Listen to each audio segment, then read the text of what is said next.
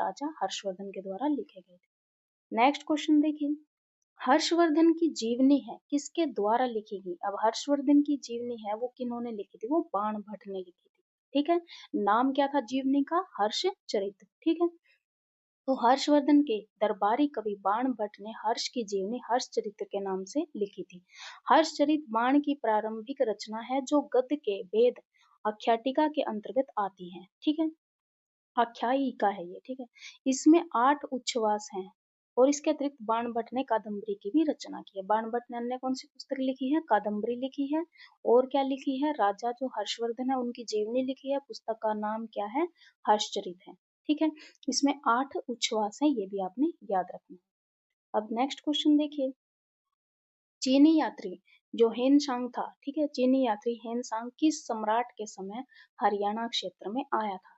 तो किस सम्राट के समय चीनी यात्री हेनसांग हरियाणा आया था? तो वो रहेगा हर्षवर्धन के टाइम पर। ठीक है, जब हर्षवर्धन राजा था उस टाइम पर चीनी यात्री हेनसांग आया था।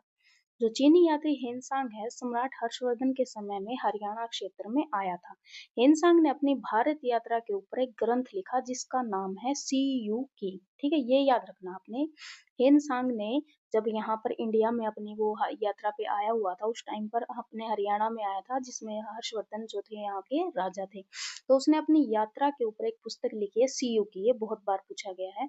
और हेनसांग सन 637 ईस्वी में नालंदा विश्वविद्यालय गया था। ये बहुत बार पूछा जाता है कि हेनसांग जो है नालंदा विश्वविद्यालय कब गया था, क्योंकि ये जीएस में भी पूछा जाता है और इंडिया जीके में आ जाता है। ठीक है, तो 637 ईस्वी में हेनसांग कहाँ गया था? नालंदा विश्वविद्यालय गया था। उस समय नालंदा विश्वविद्यालय के कुलपति आचार्य शीलभद्र थे। ठीक है, ये पूछा जा सकता है, तो आपने याद रखना है चीनी यात्री हेनसांग कब आया। ठीक है, और इसने ये हरियाणा में किसके शासनकाल में आया था? हर्षवर्धन के शासनकाल में आया था। नेक्स्ट क्वेश्चन देखिए, हरियाणा में हर्षवर्धन कालीन ताम्र मुद्राएं कहाँ से प्राप्त हुई हैं? भाई हर्षवर्धन के टाइम की जो मुद्राएं हैं वो कहाँ से प्राप्त हुई हैं? तो वो मिली हैं सोनीपत से। हर्षवर्धन को प्राचीन भारत के शासकों की परंपरा का अंतिम एवं प्रतापी सम्राट माना जाता है।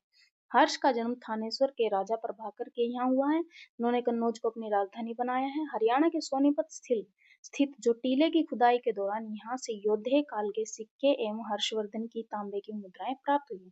तो आपने याद रखना है तांबे की जो मुद्राएं हैं हर्षवर्धन राजा के टाइम की वो कहाँ से मिली हैं? सोनीपत से मिली हैं। नेक्स्ट क्वेश्चन देखिए, राजा हर्षवर्धन ने सन डैश में कुरुक्षेत्र के पास थानेसर में अपनी राजधानी स्थापित की। तो कब की थी ये? 700 के आसपास। ठीक है, राजा हर्षवर्धन ने 7वीं